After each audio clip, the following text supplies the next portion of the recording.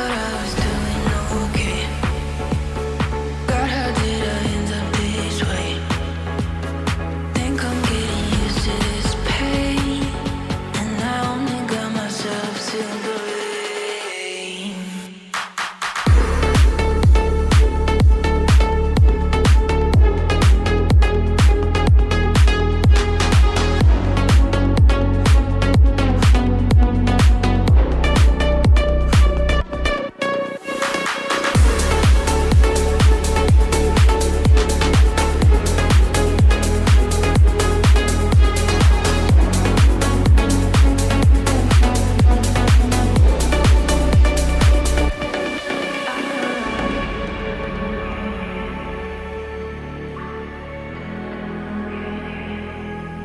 I thought I was